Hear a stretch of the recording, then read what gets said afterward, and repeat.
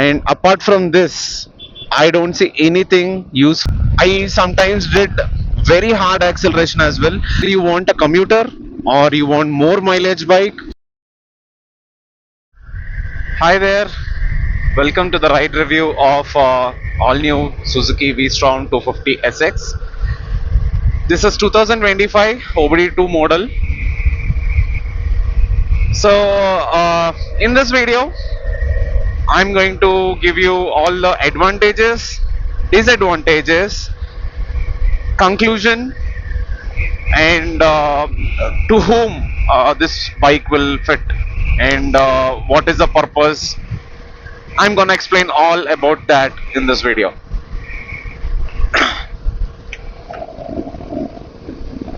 So first I'll start with the negatives. First negative is the brakes. So this has got dual channel ABS. That means ABS on both front and also on the rear. And this is bi-brake calipers. Ideally the brake bite should have been better. It's not that great. It's just adequate, I feel. But it's not that great. It's just doing the job. But if you are on high speeds, then you will definitely have to plan your braking well in advance. That is the first negative I observed, but this is the review before first service, so I don't know, after cleaning in the first service it might get better. So maybe I'll explain or I'll give my review after the first service. So that's the first negative. But if you want to look at the bright side, the brake pads can be upgraded. There are many brands in the market like Versa, so the brake pads can be upgraded. So that's the bright side to look at. So that's the first negative. Coming to the second negative is the horn. I'll show you. If you are at 80, it doesn't even go. Who will put a horn like this on a 250cc motorcycle? It's like you're giving a plastic ball and plastic bat to Virat Kohli to play. They should have sensed a better horn, because if you're at 80, 90, even I can't listen my horn. Ignore others. Huh? So that is one thing. Definitely a downside on this Suzuki V STROM. So every negative has a bright side. So second negative is the horn, but the bright side I am going to look at is upgrading. So I'll definitely upgrade maybe after the first service. So yes, that is a second negative. Coming to the third negative, it is the instrument cluster.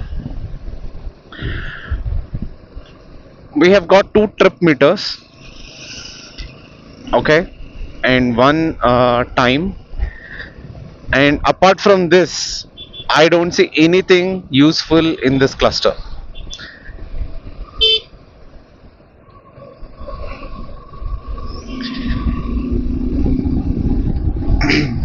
They say we have Bluetooth connectivity and turn by turn navigation, but it will show up right here, okay. So you need to have a Suzuki Ride Connect app, and in that you need to set your destination, then it will show up here whether to take right in the next 50 meters or 100 meters, like that. But I felt somewhere the app needs to be upgraded a lot. It definitely needs an improvement. And also the right turn by turn navigation. See, in this age we are more connected to Google Maps or Apple Maps, right? So I don't feel we are getting much information from this instrument cluster navigation. There is also a bright side for this. you can have a mobile mount where you can put a mobile for the maps and navigation purpose. So that's the bright side I'm going to look at. So traction control, it is definitely yes. Uh, it should have been included in every bike. It's really good safety measure, but I'll tell you why. Sometimes when I ride this bike on gravel surface or sand surfaces, right, even if I go slow, I'll feel somewhere, I don't have 100% confidence that I'm riding on the normal road. So somewhere I feel it's slippery. So traction, why it is required? So it will help control the rear wheel to be in sync with the front wheel. So traction is a definitely good safety equipment or feature for any bike.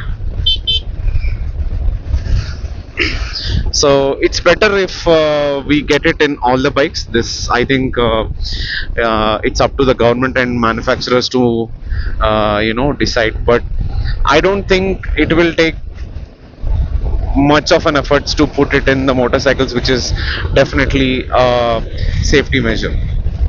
So these are the negatives I have for this bike. I don't have anything major. All of them can be upgraded, or if you ride carefully, that can be ignored. Coming to the positives, it has a lot of bunch of positives here. I'll start with the looks. It looks really dashing and really a head turner if you go outside. It has lots of cuts and curves. It has good looks. We have three colors in this. We have yellow, we have maroon, we have black. Yellow, it's really a V STROM color, symbolizes our trademark color of V STROM, I would say. Maroon is good, but black I find more attractive because I like black. So black is good, and this definitely looks like a big bike if you put more accessories, like if you have the crash guard. Trust me, this will look amazing like a big bike. Okay, looks 10 out of 10. It's very nice, striking, even if you go on highways or local roads. So second is the engine. So this has got 250cc engine. It's oil cooled, not air cooled, not liquid cooled. It's oil cooled, and it does the job, and it does really great job. And I don't feel any heating even when I'm traveling 1.5 hour, 2 hours within the city traffic. Okay. And the power is 26.1 bhp at the rate 9300 rpm. So that's the power you will achieve at 9300 rpm. And torque is 22 newton meters of torque, almost at 7300 rpm something. I'm telling you, it's enough for all Indian road conditions, including highways. So the pull this bike is having is really good, and I feel it's enough. It's really enough for a daily commuting purpose and also highway touring purpose. So that's the second positive. Coming to the third positive, it's ergonomics. So the riding ergonomics is perfect. I did test drive for Himalaya, KTM, and many other bunch of bikes, especially in the adventure category. But I liked this bike's ergonomics more than others. So I might rate this 95 out of 100, while I give 90 out of 100 for KTM and maybe almost the same for Himalaya. So the ergonomics, the riding triangle from the seat to handlebar and foot pegs, the riding triangle is also very nice and very comfortable. So that's the third positive. Coming to the fourth positive, it's riding fuel economy. So I don't know. I mean, 250cc giving more than 34, 35. Can you see? Can you see the average here? So you can see 35.4. This is before first service, and I sometimes did very hard acceleration as well. But who gives 35 within city for a 250cc motorcycle? So that is something amazing that Suzuki has done, and this is one of the biggest factor to consider for me to buy this motorcycle. Coming to the fifth positive, zero vibes. I think that's the best thing Suzuki has ever done. This bike has zero vibrations. You go on 5, 10, 50, 80, 100, doesn't matter. Zero vibes at all. So I absolutely loved it. If I compare with Himalayan does have some vibrations in the initial first and second gears and third gears as well. I mean, maybe before 3000 RPM. But is this is an absolute beast coming to the topic. So that's the fifth positive.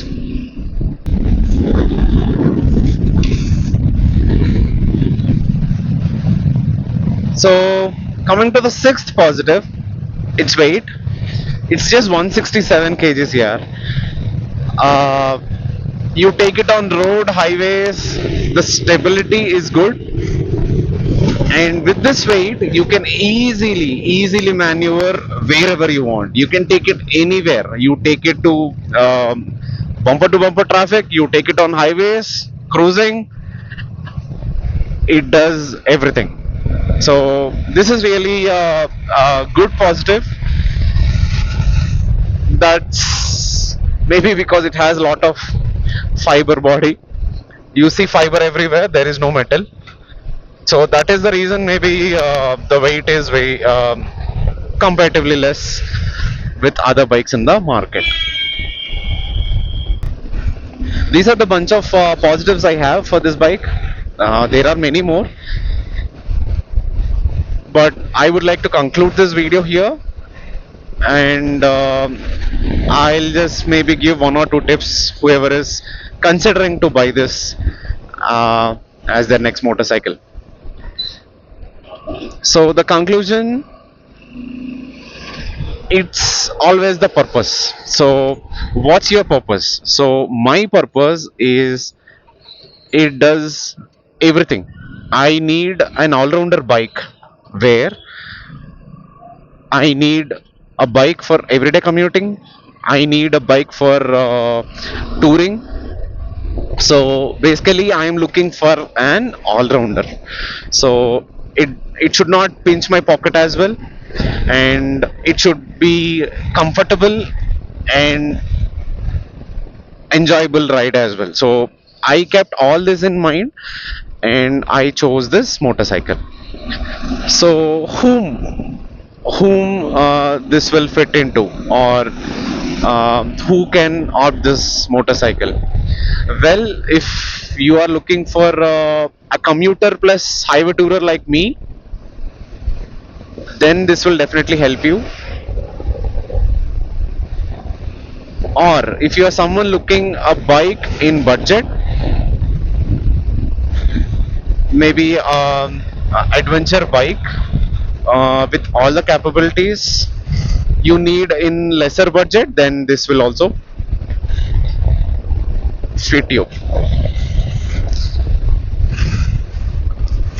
And whom it will not fit, if you are looking for only highway touring, or only off-roading, then this will definitely not fit you. This is definitely not an off-roader. This is definitely a highway tourer because this has got alloy wheels. So it tends to brake if you do a heavy off-roading. It does light off-roading, but if you are looking for heavy off-roading, then this is definitely not a fit for you. Do not even keep this in the wish list. Okay. The main point to consider to buy this motorcycle or any motorcycle is the purpose.